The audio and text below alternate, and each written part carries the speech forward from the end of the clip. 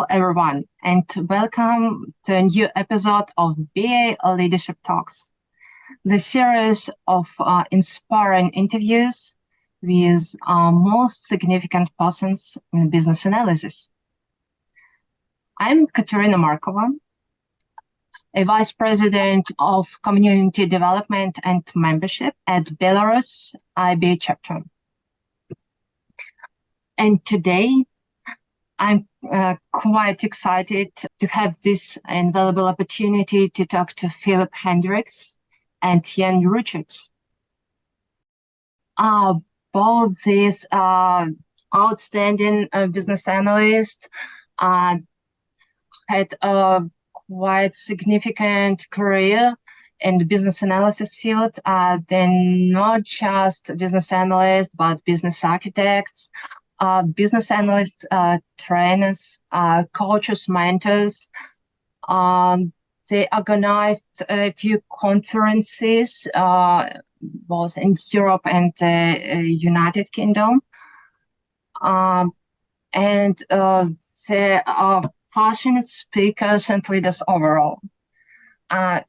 So hi, Filip and Jan. We are truly honored to have you as our distinguished guests at BA Leadership Talks. It's a pleasure to be here.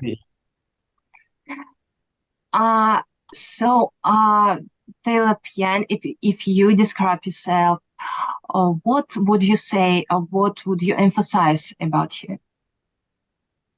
So I've been a business analyst for quite a few years. I'm currently director of business analysis for a company called Peregrine. It's rather new, and it gives innovative ways of providing experienced and not so experienced resource, so BAs. So I work closely with those with coaching and mentoring. I also do a lot of work for in the wider community. So I do a little bit of work for the BCS on an advisory capacity. I'm a member of the advisory panel for the European Conference, which is coming up, the ARM conference in September. And I'm honoured to be judging UK Business Analyst of the Year this Friday. Oh, wow.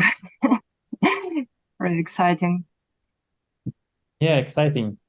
So for me, as for many other BAs, the acronym BA stands for by accident. I didn't plan to be a BA. I have a technical background, hardware and software development, but I've always combined it with analysis-related work in some way.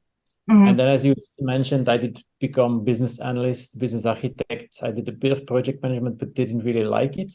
And the past few years, I've evolved from doing mostly project work to doing mostly training, coaching, public speaking, writing a few books or co-writing a few books, organizing a conference indeed. So starting to do much more work on inspiring and engaging the community. And so I really find it gives me a lot of energy if I see how I can help others become better BAs and become more impactful in their job. So that's really what's driving me mostly. Oh, yeah, sounds exciting. And actually, I can understand about maybe more passionate love to business analysis and, for example, project management. Mm-hmm. And maybe I should also add that Filip is also an IIBA Brussels chapter president. So despite you started your career not as a business analyst, and now you're one of the well-known leaders of our International Institute of Business Analysis. Yeah, I kind of stumbled upon the IIBA at the conference that Ian was talking about, the BA conference in London. Mm-hmm. At that time, there was already a Brussels chapter, but I didn't know about it. So I came and met some of the people of the UK chapter, and that's how I got involved with the Brussels chapter as well. Yes. Oh, uh-huh. And how did you meet? Because I know that you're not just two outstanding business analysts, but you wrote a book together, and I believe that before that, you met somehow and maybe even got friendly. Yeah, so we met at a book launch. A very good author called Penny Pullen, a friend of ours, invited us to one of her book launches. She's written a few, and I sat next to Filip, so I got to know him and got to know his admired him for his fresh thinking, different views, different perspectives on things. And in terms of the book, I've always wanted to write a book, but never knew what to write about. And people say, "Oh, write about what you know." So I've always wanted to write a novel, and I guess I knew a lot about business analysis, so we kind of combined the both. So the book was initially my idea, although I'm sure that Filip always wanted to write a book as well, and he's gone on to write other books. But I didn't think that I could do it on my own. From a motivational point of view, it takes a lot of motivation to keep writing a book on your own. So I asked Filip, and he said, "Yeah, I'd love to.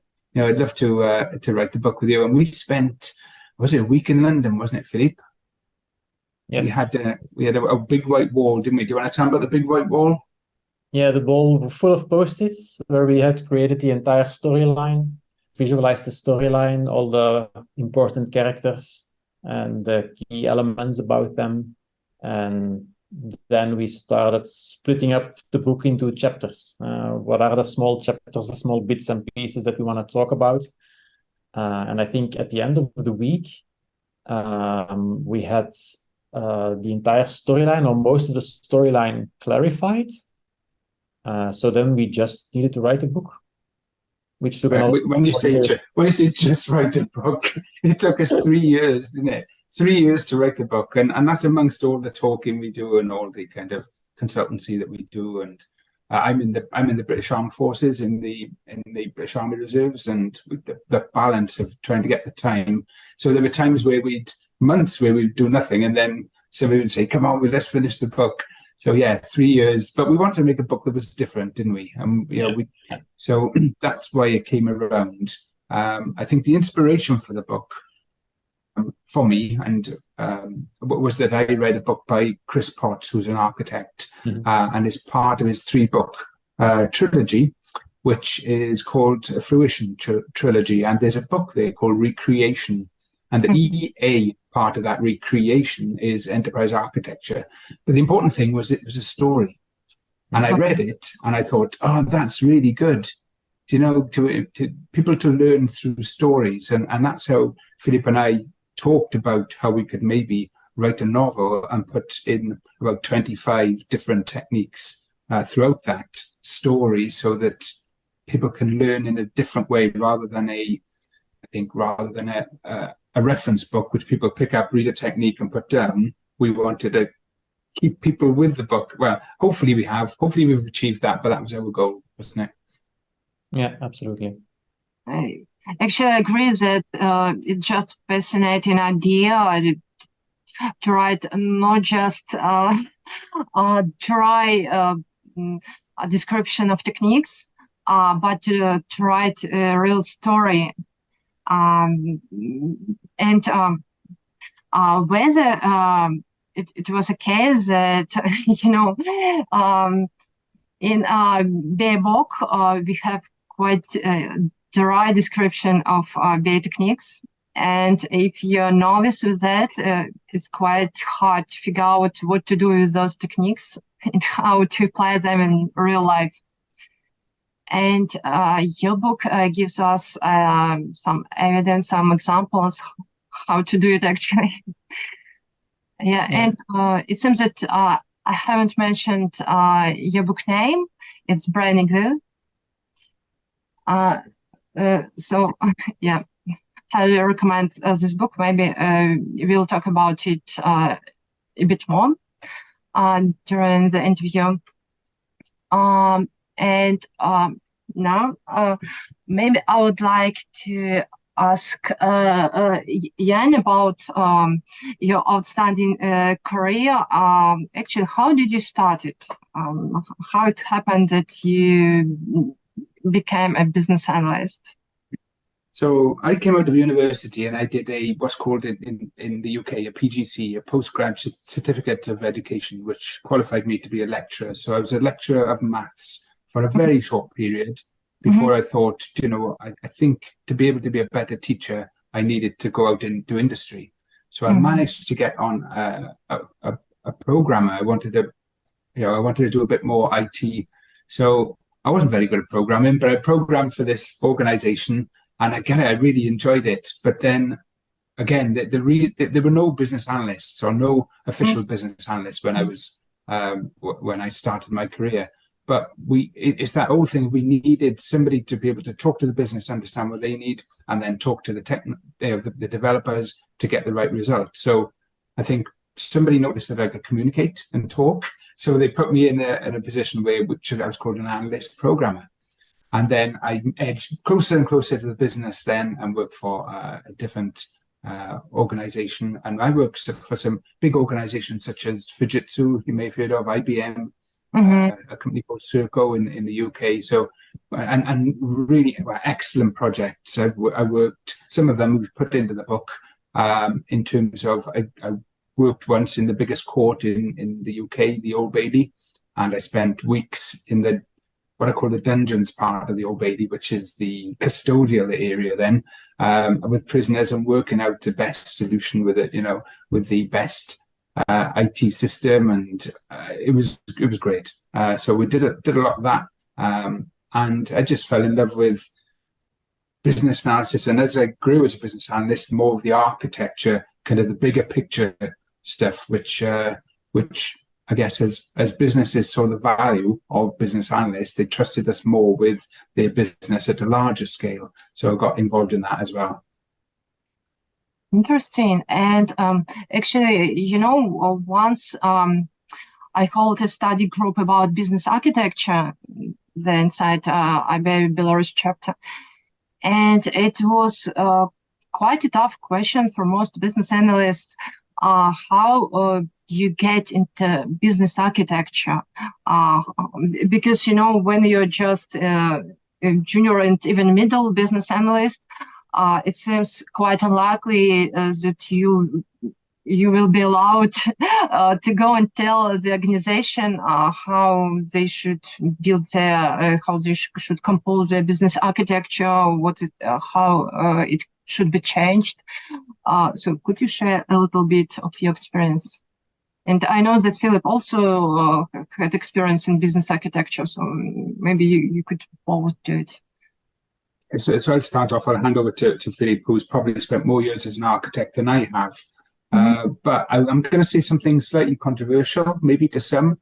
And I think that BAs need to have a lot of experience as a BA to be a good business architect, just to see the wider picture, because you start off with a smaller scope. Maybe you're reporting to a senior business analyst, then a bigger scope as a senior business analyst reporting to a lead. I'm not saying that you can't learn the skills, but to be effective and learn the domain knowledge and typically how a business all fits together, I think that's quite a challenge for somebody young. But I'm going to pass on to Filip, who's got a wealth of experience in business architecture. It's a good point. If you don't know the business, if you don't know the nuts and bolts or little details, it's easy to get ideas that are completely unrealistic as an architect, and because you only understand the big picture, and at a high level, everything is easy and feasible and makes sense. On the other hand, I do see a lot of BAs grow from an analyst role into an architecture role, or trying to grow into that role, and they sometimes miss the ability to let go of the details.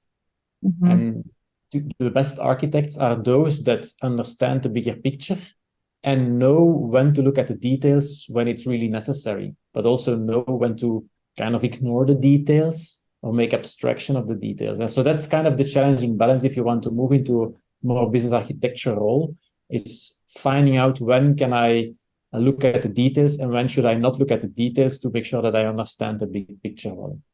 And it comes by practice and by being consciously about those two lenses. That being said, I don't think every BA should become a business architect. If you are interested in the bigger picture, go for it. If you like the nitty-gritty details, go for it, because you need those to get things working. The devil is in the details. But I do think that every BA should develop a strategic lens. If you don't understand how what you are building, whether it's software or a process improvement or something else, if you don't understand how that helps the organization accomplish its goals, then you'll never be able to build the right thing in the right way. So you need to know how it fits in the bigger scheme of things. You need to know how your work contributes to certain goals your organization is trying to achieve. And that's something that I would advise any BA at any level to really think about, is ask people around them about this, collaborate with business architects to clarify that what you are doing makes sense in the bigger scheme of things. That's, I would say, an important principle. That's a really good point, isn't it? Because it's quite soul destroying working with a smaller scope and not understanding how your work contributes to the wider goal. So it is always worth, as a junior business analyst, to say, can I see where, I'm contributing here? What are we trying to do?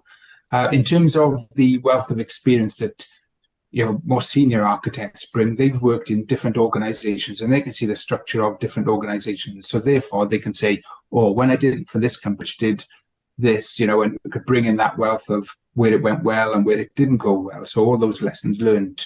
But what I would recommend for anybody who's thinking of getting into architecture, and any BA really, is to work visually. And that is to create a rich picture. That is, and by working visually, that's what architects do, as far as I can say, is we present an organization in a way that, senior business managers haven't seen it before. We present it and then we have a discussion around it and say, I think, what if we did this? What if we did that? Where are the capabilities and all that kind of value chain and all that kind of different lens that they need to look at. I think that's what business architects, do. Nobody wants to read bullet points anymore, or big long documents and lists and lots of writing. Everything is visual, and I think that's a good practice to have. Absolutely. And actually, I was also admired about your approach to visualization, even in your book, Brain Igloo, that you visualized a lot of things there, main characters in each chapter, pictures, images of all the outputs regarding the techniques described. Yeah, it's just wonderful idea. Yeah. We wanted to take people back to their youth, didn't it? Because everybody, when we were younger, we used to read books with pictures and maybe characters. And as you grow older, there are no pictures anymore, are there? So Filip and I talked and we said, how can we make this different? And we call them avatars. We created the avatars of people. It takes away a little bit. I guess the purist readers would say that you need to imagine a character and it needs to be built up through words. But we wanted to fit 25 techniques in here. We didn't have a lot of time to develop the characters. So we thought we'd enhance that by having, the picture of that character and then put them at the beginning of every short chapter that we have, just to say, these are the characters in this chapter. Yeah, and then it really helps a lot to comprehend. Yeah. And we were really fortunate there with Filip. Do you want to say about Koen? So Koen wonderful. Eersmaker is a friend of mine, a BA friend, and he was willing to do a lot of the visualizations and the characters, the avatars, which is great because we couldn't have done this ourselves at all. And it makes the book stand out visually. So he did a great job. He did a great job trying to understand what was in our heads and trying to help us visualize it. So yeah, big thank you to Koen, absolutely. Yeah, thank you for sharing. So maybe to switch a little bit to IIBA, Filip, could you please share what stand behind your motivation to join IIBA in the first hand? And maybe then tell us a little bit about your activities, responsibilities as the president of the chapter. Yeah, okay. So as I said at the beginning, I kind of stumbled upon IIBA at a conference in London. And then I got in touch with the Belgian chapter. I think they were around for like 2 or 3 years at that time. And I was looking for like-minded people. I was looking for other BAs to exchange ideas, to soundboard, to kind of meet and discuss BA stuff, being nerds among nerds, you could say, in a way. So I got involved. I already felt that I wanted to help share ideas and thoughts about business analysis. So I did I did a talk for the Brussels chapter. And then I got involved with organizing events for the Brussels chapter. And after a couple of years of doing that, our former president, Stefan Bossuet, had already told us that he was not keen on continuing as a president any longer. He had been doing it for quite a few years. So I was eager to take over the role. Because I had a few ideas on how we could try to make the business analysis community a bit more engaged, give them a bit more content, connect them better to each other. So as a president... Sorry for interruption. Was BA Coffee your idea? The BA Cafe, yes, Yeah, that BA was one of my ideas. So indeed, one of the ideas, we were planning to do a couple of events when COVID hit in March 2022, and when there was a big lockdown. And my first reaction was, we have to make sure that people stay in touch with each other. So that's when I proposed to launch the BA Cafe, which is just a weekly online call without an agenda. Everyone can join, BAs and non-BAs as well, if they like. And we just have an informal chat. So it was a way for us to organize a setting where people could keep on meeting online, even though the on-site events were not possible anymore. And interestingly, it got us connected with a lot of people around the world, and not just in Belgium. So we did get to meet quite a few global BAs. There are people getting up at 4:30 or 5:30 in the morning on their Friday morning, our lunchtime, just to join in on the cafe. And that is part of the motivation why I got involved with IIBA, with the IIBA chapter, and became president. That is to create those connections, between people, and to feel that you are part of a community. Everyone is every now and then struggling with some analysis work that is not going as well as you hope, or stakeholders that don't really know what they want or what they're doing, and you struggle with that. And if you have a community, if you have a few other people to fall back to soundboard with, to vent, that's wonderful. And if we can establish that through the IIBA chapters, I think that's great. Absolutely agree. And what is the greatest benefit for a business analyst to join the IIBA from your perspective?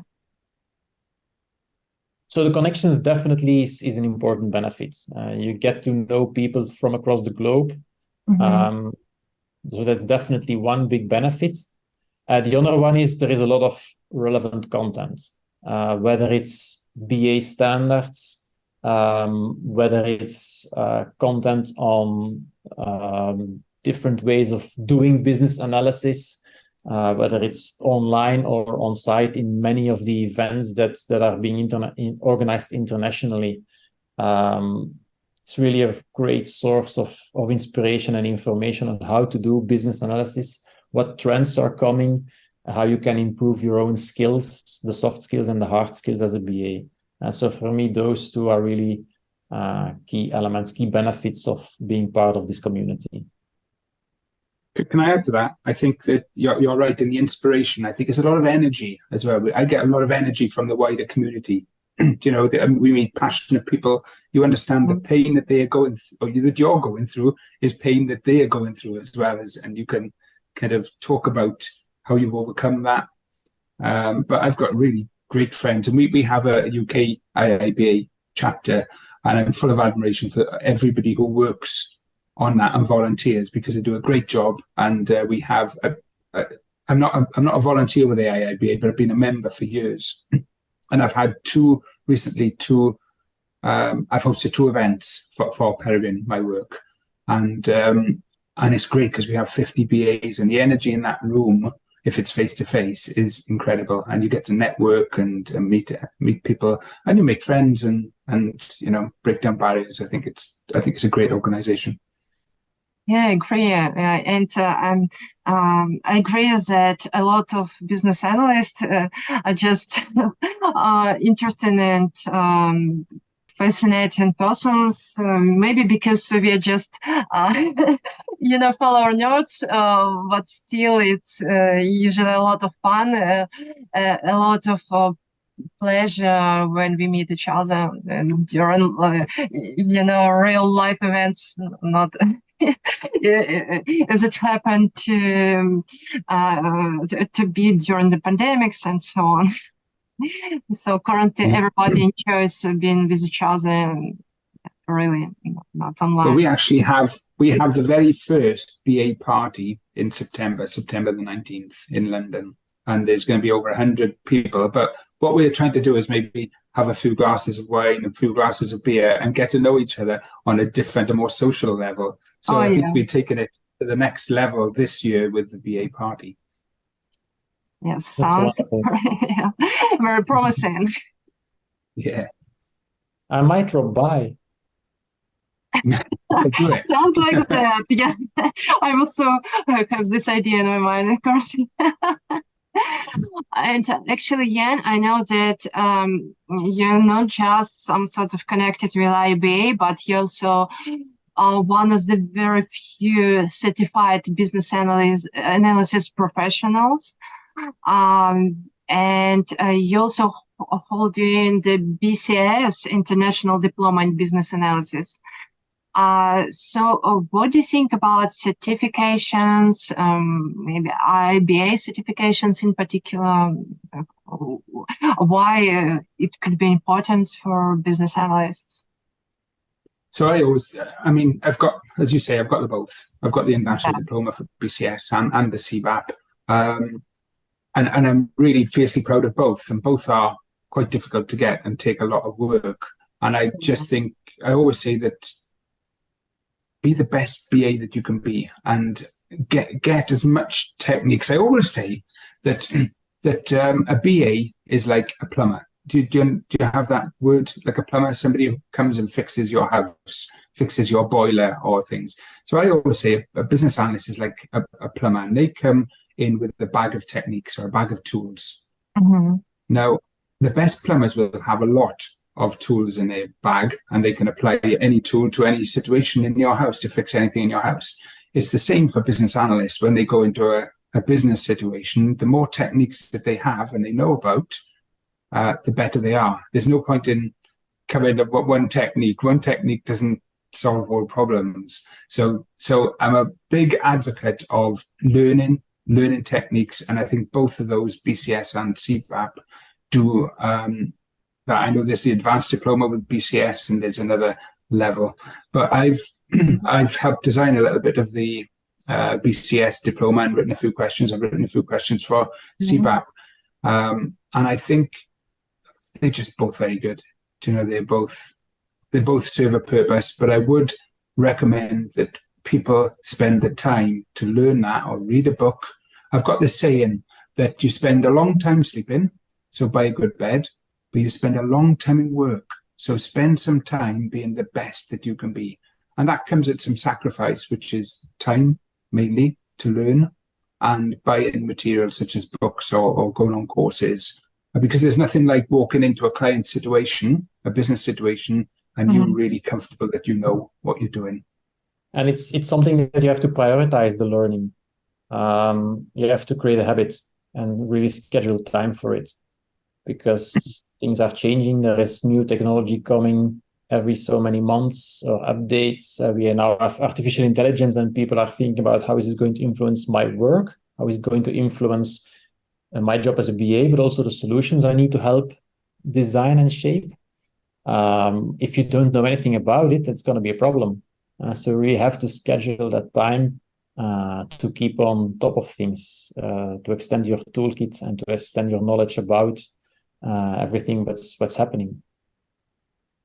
I talk to a lot of younger BAs, especially very early in their journey, and I hear things like, we've got to say, and like, fake it until you make it, and things like that. I go, okay. But then I remind them then that youth or inexperienced is only an excuse for so long before it becomes incompetence. So people need to accelerate their learning, especially on a new project, a new workplace. When you're new as a BA, spend that time, sacrifice that time to be as competent as you can and as operationally effective as you can, as soon as you can. Yeah, and it can be quite overwhelming because a lot of things are happening and there is a lot of stuff that you should be looking into. And as you said, Ian, people have only so many hours in a day. But that's also, again, for me, where this community comes into play. I'm not very experienced, hands-on experienced with artificial intelligence in my role as a BA, but I know a few people that are. So if I have a question or a concern or I need to soundboard, I can just send them a message on WhatsApp or LinkedIn, and they will make some time for me. That's where the community comes into play again. So what do you think about the future of the profession? Do you see it as affected by artificial intelligence or some other trends which come into stage? Yes, and no. Yes, obviously we will have to know these trends, these changes, and we will have to know how to apply them in our own work. I can ask ChatGPT to generate 10 user stories in the context of healthcare. And it will generate 10 user stories of mediocre quality, but it will give me some ideas and it will get me started more quickly than if I have to invent them myself. And so I have to learn how can I use this technology to make my own work better, easier, to make it more complete, but also to know where the pitfalls are. And I have to know what this means for the solutions that I help design. If I'm going to improve a process, if I want to apply some artificial intelligence to do some assessment or an audit in the context of some legislative process, then I have to know what it can do and what it cannot do, how well I can trust it or not trust it. So yes, I have to know the technology on both fronts. How am I going to use it for my own work, and how am I going to use it for the solutions that I help design and create? But at the same time, we will still need to do business analysis. We will still need to understand what is the bigger picture, where this all fits in. Does it really fit in? Did we really find the root problem, or are we still trying to work out how to solve a symptom? And so that question will stay relevant. So that's where business analysts will stay relevant. Business analysis as a way of thinking will stay relevant. Whether you call it business analyst or product owner or something else, they all have this analysis. They all need this analysis tool set, these analysis skills. So absolutely, that will stay relevant. We named our book Brainy Glue. Some people may be wondering why Brainy Glue, but it's because we are the brainy people. We are the brainy and bright and intelligent people that glue everything together. Now, it's in the early days of ChatGPT, but we can't get lazy with it. It's not the answer to everything. We still need to apply our thinking and this big word analysis that people rely on us for. So it's just that, it's that intelligence that we need to use these new things, and we do need to use them, but use them correctly, but retaining control. It doesn't mean that if ChatGPT have created 10 user stories that we don't have to think about that, because they've done it for us. We have to fully understand the problem, the opportunity, the solution, and glue it all together. Yeah, great. And Jan, what do you think about applying artificial intelligence and ChatGPT, for example, to learning young BA? Because I heard actually about such ideas from some managers that ChatGPT or some similar tools should help BA leaders to learn young BAs. But I'm still in doubt whether it's possible. So what do you think about it? So we employ young BAs for a reason. They come with different thinking, don't they? They don't think the same as me. I've been around for years, and I guess I try and think a little bit innovatively, but they come from a different direction. Your Gen Zs, and millennials perhaps, or maybe even the ones coming after that, Generation Y, are they? I think we call in them. They're valuable because they think differently. So they should have access to, and they should learn things like ChatGPT, because when they progress, that needs to come with them.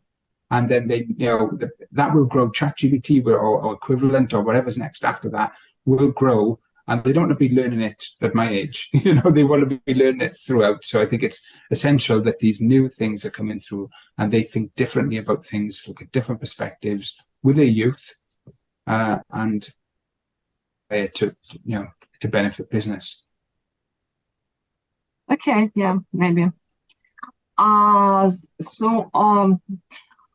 Maybe one of the last questions that I'd like to ask you again about your book. So we already learned how this idea about writing a book came to your mind. What was your inspiration, even about the artist who helped you with some images? And I was also wondering, because you're co-authors, how did you share responsibilities about the book, the activities? I believe that there were a lot about publishing a book. So how was it? We didn't really talk about this much. It kind of grew organically. Ian being more native English than me, not completely because you're Welsh, but still, and being very eager to actually write something, quickly proposed I will do most of the writing of the storyline. And I said I'm keen on trying to fit in business analysis techniques and takeaways. So the book offers BA stuff in two kinds: the visual techniques that we try to describe as lightly as possible in the book, because otherwise it becomes a little bit boring, we think. And then takeaways to kind of reflect on what's happening. So that's kind of the rough separation, if you will, that we initially started with, and then we used each other as soundboards very regularly. Is the storyline clear? Does it reflect well the BA perspective that we want to give, and so on and so on? Is the technique that we visualize here, can you understand it without having an explanation, or do we need to integrate some explanation in the storyline? So that it became a very collaborative effort of soundboarding and giving each other feedback. And maybe the interesting thing is that at some points we had like a very big discussion about something like business cases. How big or how small should they be? And we struggled a little bit with deciding on how to approach this in the book. But then we realized that these discussions are discussions that are taking place in the organizations we are working in. So instead of deciding, we put the discussion into the book, into the storyline, so that people see both sides, both viewpoints, and understand, okay, it really depends. And I have to reflect with my own team, organization, how to approach this. We talk about in the book this tribe in the desert. They have no TV. They walk. They're a nomadic tribe, and they walk, and then in the evening they sit around a campfire. And what they say is that their world revolves around storytelling. And if somebody doesn't tell a story in an entertaining way, nobody will listen to them. So either they don't invite them, or they just tell them to be quiet. But that's what we try to do in our book, is tell a story in a way that people will engage with it. People can relate to it, because they might say, now I'm a little bit like that character, or I can see that character is like somebody else in my work. So it's that trying to make it relatable, but we added like humor, some drama, some intrigue, and even some romance. So if you want to have a read and see what happens with the main characters, then we won't spoil the surprise. Yeah, sounds like a captivating book for every business analyst. Because it contains not just a lot of things that can be interesting in a story, but also the techniques. For me, it seemed that even a book was written like a use case with some details. Yeah. You see it as a gigantic user story in a way. Yeah. Okay then. So my final question to you, if you can not too much tired about it. What do you enjoy in business analysis profession? You're quite experienced. So you have quite long and significant career, but it seems that you still enjoy it. So what makes it fun and interesting for you still? So for me, my job is based around a lot around coaching and mentoring, and that's where I get the value now. But if you'd have asked me about 10 years ago, I would say my value is making a difference in the workplace and making people's lives a little bit easier, doing complex things. But for me, it's bringing on and investing in inexperienced and young BAs. Because they struggle, because they will go out in a virtual world. It's really difficult because they will go out and work with a client. They will go to meetings virtually, and then they will not fully understand everything. And then they might have holes in their knowledge, and they might feel as if they can't ask a stupid question. And then they might kind of withdraw a little bit, get anxious, or maybe disengage. And I see my role as, creating that place, that safe place for them to ask questions and to fill the holes that they have, so that they can go on with confidence and not reach that point of anxiety. Thank you. I think that confidence is a really important point. Give people the confidence. A lot of people have the intrinsic ability to do something, given they spend some time to study and to practice. But I see a lot of BAs maybe not being confident enough to just go for it. So from my side, I'd say inspiring people, bringing people new ways of looking at things, new lenses, new perspectives in their work, in the solutions they design, but in an actionable way. It's not just about an idea. The idea also has to, in some way, become reality. So it's not, if I give people ideas about 5 techniques in a talk and they don't apply any one of them, I did not succeed with my talk. If they apply one specific new technique or approach, then I succeeded. So that's one thing.